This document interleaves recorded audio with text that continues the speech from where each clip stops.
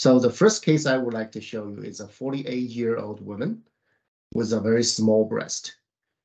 And you can see that even for the small breast, from the nipple to the chest wall, the length is about 6 centimeters. KBCT has a very good coverage, including the chest wall muscle and even the ribs.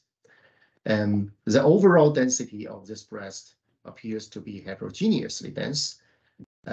We can cover the whole breast, including the chest wall muscle. To begin browsing the slices, it's a personal preference. You can start with any of the view. For example, I start with the transverse view, and we can double click it to make it full screen. And we start from the foot end and use this browsing tool to scroll.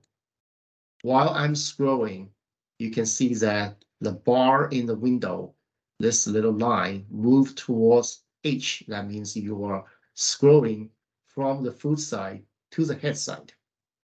And you will try to locate any abnormalities in the image while you're scrolling. And we navigate through the tissues. There's something we notice. We see some, apparently this looks a pretty suspicious area to me. And once we think this is something worth notice, we drop the crosshair and we come back to view the same location in other views. From all 3 directions, we can see that this area, maybe we can call it a mass now, has pretty irregular shape. And if we zoom in a little bit and adjust the location, irregular shape, speculated edges, and slightly higher densities than the tissue, the nearby tissue. So we think this is something worth notice. So we put an annotation here, put an arrow. We can type something like a mass here. Then we can keep on scrolling. We haven't finished the whole breast yet, and we go through the whole breast and try to find anything else until we complete.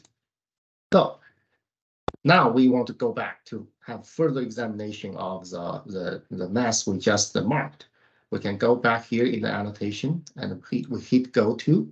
So the viewer bring us back to where the mass is, and we can have some further examination of the mass.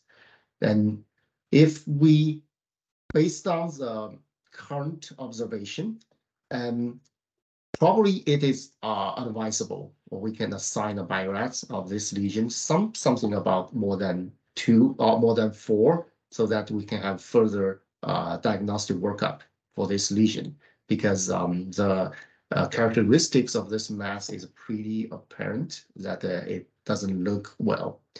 Later, pathology confirmed the case as an invasive ductal carcinoma.